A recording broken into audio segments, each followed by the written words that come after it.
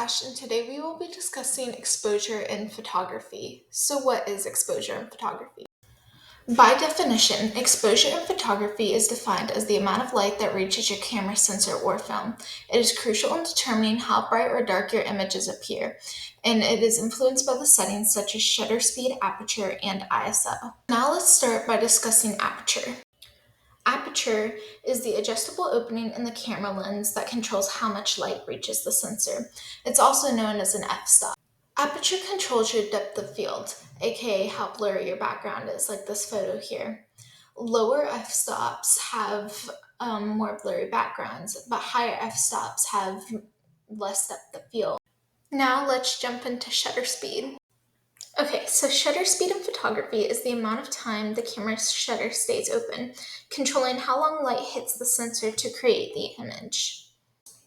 So fast shutter speed creates sharp images and allows less light to hit the camera, but slower shutter speed allows more light and creates blurry images, like those blurry waterfall pictures you see, as well as this example of the pinwheel.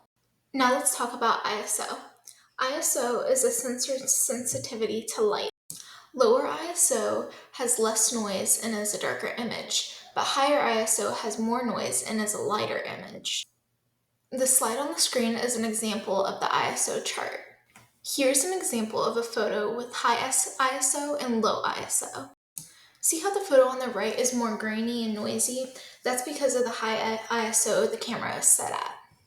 Now we will speak about the exposure triangle. To use the exposure triangle, balance the aperture, shutter speed, and ISO to achieve correct exposure, while also controlling creative effects like depth of field and motion blur. I recommend for the exposure triangle to adjust your aperture and then shutter speed, and then you worry about the ISO. Here are a few of my favorite photos that use these rules that I just taught you today for exposure. These definitely are some of my favorite photos that I have taken. Also, please comment which one of these photos are your favorite because I would love to hear what you like. Please comment a story if you find it in these photos.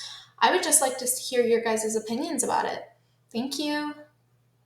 Well, it's Ash, and I would like to just thank you so much for watching, and if you have any questions, please drop them in the comments. If I didn't explain something the greatest, please let me know as well.